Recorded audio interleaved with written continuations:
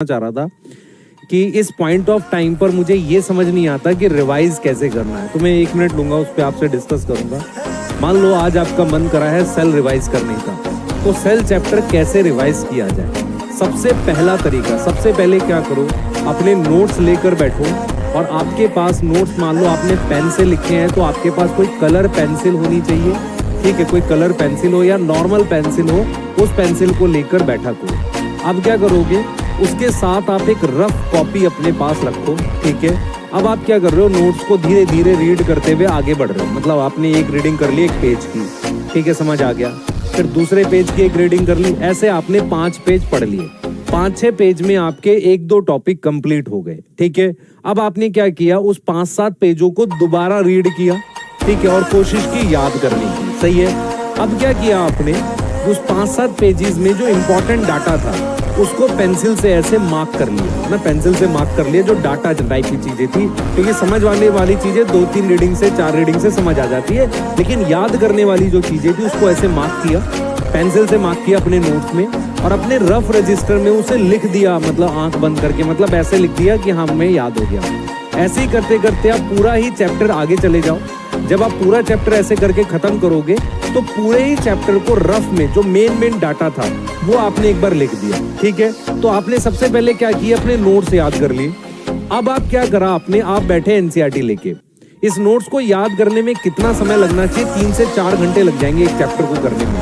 अगर उसके नोट्स लगभग 40-50 पेज के हैं, 40 पेज के हैं, तो इतना टाइम लग जाएगा। अब आपने क्या किया, 40-50 पेज में तो लग जाएगा इतना टाइम। उसके बाद अब आप एनसीईआरटी लेकर बैठे, आपने 1 से 1.5 घंटे में एनसीईआरटी उस चैप्टर की आराम से रीडिंग करी। फिर आधे घंटे में एक फास्ट रीडिंग करी और आपने वो मेन पॉइंट्स, अगर नोट्स में कोई नहीं है वो मार्क कर लिए, या मेन पॉइंट्स को मार्क करके आपने एनसीईआरटी की रीडिंग कर ली। फिर आपने क्या किया, ऐसी रीडिंग आपने 1-2 तक यहाँ तक कर ली। क्लियर है। उसके बाद क्या किया आपने, उसके बाद आपने उस चैप्टर का डोपा उठाया और आपने उसको 1 घंटे में सॉल्व कर लिया। डोपा क्या था, जो कंबाइन करके मैंने चैप्टर वाइज दिया हुआ है उसको उठाया और आपने कर लिया। तो 4 घंटे में आपने नोट्स रिवाइज करे, आपने 2 घंटे में एनसीईआरटी पढ़ी और 1 घंटे में डोपा। इससे ज्यादा समय नहीं देना भाई। पूरे कितने क्वेश्चन होंगे, मान लो 100 क्वेश्चन होंगे, वो सॉल्व कर लिया। डोपा के साथ आपके पास वर्कशीट होगी, उसको भी सॉल्व कर ली। ठीक है, इतना करने में आपके 7 से 8 घंटे लग जाएंगे। क्लियर है। इतना करने में आपके लगभग 7 घंटे के आसपास टाइम लग जाएगा। पर ये जो रिवीजन होगी ये आपकी फर्स्ट टाइम रिवीजन होगी। उसके बाद आपने जब भी रिवाइज करना है, अपने नोट्स की 1 रीडिंग करनी है, अपने नोट्स की सिर्फ 1 रीडिंग करनी है और उसको याद करने की कोशिश करनी है। और रफ में गंदा ही सही वो मेन डाटा दोबारा से लिख लेना है, क्योंकि आपने एक बार पेंसिल से मार्क तो कर लिया उस डाटे को, फिर से उसको लिख कर देख लेना है। तो उसमें आपको रिवाइज करने में नोट्स को कितना टाइम लगा करेगा, सर हमें लग जाएगा लगभग 1-1.25 घंटे में हो जाया करेगा। पहली बार में टाइम ज्यादा लगेगा, लेकिन दूसरी, तीसरी, चौथी बार में टाइम कम लगेगा। एनसीईआरटी क्या पढ़नी है क्या बेटा, दूसरी बार में भी एनसीईआरटी आधे घंटे रीड कर सकते हो, देख सकते हो। उसके बाद आपको जब बार करोगे, एनसीईआरटी की भी लाइनें अपने नोट्स में कहीं लास्ट में जाकर लिख लेना, जो लाइनें आपके नोट्स में ना हो। उसके बाद आप क्या कर सकते हो, उसको सिर्फ नोट्स रिवाइज करोगे आप, 1-1.5 घंटे में नोट्स रिवाइज हो जाया करेंगे। क्लियर है ये।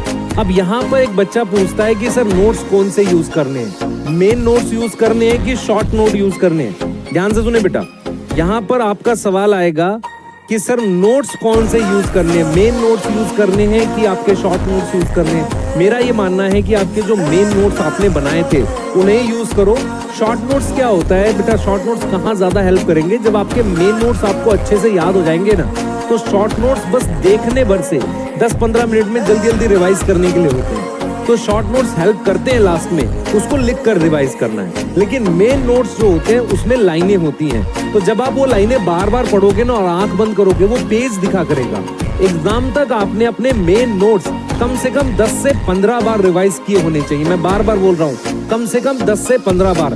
पहली बार में 4.5-5 घंटे तक लग सकते हैं, उसके बाद उसमें 1.5-2 घंटा लगा करेगा। और जब आप एग्जाम के पास पहुंच जाओगे, एग्जाम के पास मतलब नीट आने वाला होगा, तब आप क्या करोगे, 15 मिनट में पूरे चैप्टर के नोट्स पेज पलट के भी रिवाइज कर पाओगे।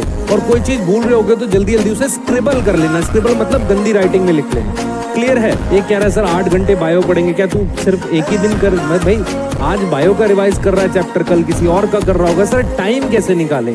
करंट सिलेबस के साथ टाइम कैसे निकालेगा? मुझे एक चीज बता, करंट सिलेबस जो है तेरा चल रहा है उसका काम भी करना है। तो आज तूने क्या किया, सिर्फ नोट्स रिवाइज करे किसी तरीके से 2 घंटे निकाल के आधे नोट्स रिवाइज कर लिए, आधे कल कर ले बेटा। और कोई तरीका नहीं ना तेरे पास, तेरे को कहीं ना कहीं रिवीजन का टाइम निकालना पड़ेगा थोड़ा सा। ये चीज समझ में आ रही है? कहीं ना कहीं तुझे चीजें रिवाइज भी तो करनी पड़ेंगी, टाइम तुझे निकालना पड़ेगा कहीं ना कहीं। अगर आप में से आप लोगों का अभी भी बैकलॉग होता है तो प्रॉब्लम की बात है।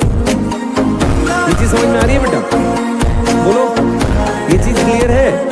अगर अभी भी आपको फील होता है कि नहीं हमारा बैकलॉग होता है तो फिर बेटा प्रॉब्लम की बात है। बैकलॉग अभी भी अगर हो रहा है, देखो जिन्होंने लेट ज्वाइन किया उनका अगर बैकलॉग है तो समझ में आ रहा है, लेकिन अगर आपका बैकलॉग करंट पढ़ते हुए हो गया है तो फिर बहुत खतरनाक सिचुएशन है बेटा।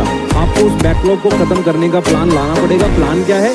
करंट चलाते रहो, पहले बैकलॉग खत्म करो। रिवीजन तो आप तब कर पाओगे ना जब बैकलॉग क्लियर करोगे।